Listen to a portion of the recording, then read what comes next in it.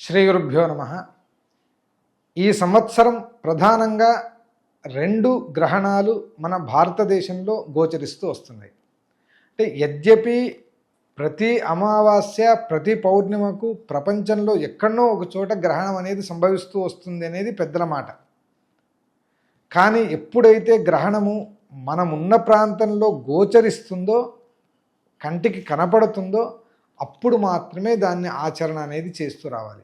ఇప్పుడు చాలామంది అడుగుతుంటారు, అయ్యా ఇప్పుడు వచ్చే సంవత్సరం సౌత్ ఆఫ్రికాలో గ్రహణం ఉందంట కదా, అమెరికాలో గ్రహణం ఉందంట కదా, ఇక్కడ నేను హైదరాబాద్లో దాన్ని పాటించాలా అంటే, అటు ఉన్నప్పుడు ఎటువంటి పాటింపు అనేది అక్కడ లేదు. హైదరాబాదు ప్రాంతానికి గ్రహణం కనపడుతుంది అన్నప్పుడు మాత్రమే మీరు పాటిస్తూ రావాలి.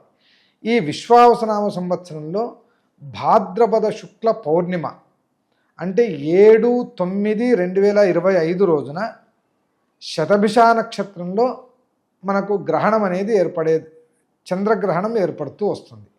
ఆ సంవత్సరం ఆ నెలలో మనం ఆ గ్రహణాన్ని పాటిస్తూ రావాలి ఆ రోజు మాత్రం. అదేవిధంగా గ్రస్తోదయ చంద్రగ్రహణం కూడా ఒకటి ఉన్నది. ఆ గ్రస్తోదయ చంద్రగ్రహణం విశ్వావసనామ సంవత్సర ఫాల్గుణ శుక్ల పౌర్ణిమ అంటే 3/3/2026 రోజున గ్రస్త ఉదయ చంద్రగ్రహణం అనేది కూడా మనకు ఏర్పడుతూ వస్తుంది. ఈ 2 గ్రహణాలు మాత్రమే పాటించాలి. మిగిలినటువంటి గ్రహణాలు ఏమన్నా మధ్యలో కనిపిస్తున్నాయి, అమెరికాలో వచ్చినాయి, రష్యాలో వచ్చినాయంటే వాటిని మన తెలుగు రాష్ట్రాల్లో ఎక్కడ కూడా వాటి గురించి మనం పట్టించుకోవాల్సిన అవసరం లేదు. మన భారతదేశంలో వాటి గురించి పట్టించుకోవాల్సిన అవసరం లేదు. అందువలన ఈ 2 గ్రహణాలను మాత్రమే ఆ సమయంలో మనం జాగ్రత్తగా ఉండి భగవంతుని ధ్యానం చేస్తూ జపాలు, హోమాలు, తర్పణాదులు ఇవన్నీ చేసుకుంటూ ఉండడం ద్వారా మనము ఆ గ్రహణం ద్వారా మంచి ఫలితాన్ని పొందేదానికి అవకాశాలు ఉంటాయి.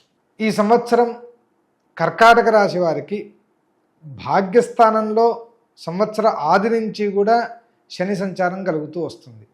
అదేవిధంగా వ్యయభావంలో గురు సంచారం కలుగుతుంది. గురువు వ్యయంలో ఉన్నప్పుడు ఏ విధంగా ఉంటుందంటే, నేను కరెక్ట్గా ఉన్నా కానీ నన్ను ఎవరూ అర్థం చేసుకోవటం లేదు, నేను రూపాయి ఖర్చు పెడితే అనవసరంగా ఖర్చు పెడుతున్నా, పెట్టకపోతే పిసినారి, నేను మాట్లాడిస్తే నా మాటకు విలువ ఇవ్వకపోవడం, మాట్లాడేయకపోతే అహంకారం అనుకోవడం, నమ్మితే మోసం చేయడం, ఇటువంటి ఫలితాలన్నీ కూడా ఈ సంవత్సరం కలుగుతూ వస్తాయి. కొన్నిసార్లు ఎట్లా అంటే, అస్సలు నాకు సంసారం వద్దు, జాబ్ వద్దు, బిజినెస్ వద్దు, ఏమీ వద్దు, అందరినీ విడిచిపెట్టి ఎక్కడికైనా దూరంగా వెళ్ళిపోవాలి అనేటువంటి ఒక మానసిక స్థితి కూడా ఈ సంవత్సరం కర్కాటక రాశి వారికి కలిగే అవకాశాలు ఉన్నాయి. ఈ విశ్వావసనామ సంవత్సరం మనం టీవీ ప్రేక్షకులందరికీ, అదేవిధంగా మన సనాతన ధర్మాన్ని పాటించేటువంటి ప్రతి ఒక్కరికి కూడా అష్ట ఐశ్వర్యాలను, సుఖ సంతోషాలను అన్నిటినీ ఇస్తూ రావాలి అని ఆ భగవంతుణ్ణి ప్రార్థన చేస్తూ ఉన్నాను.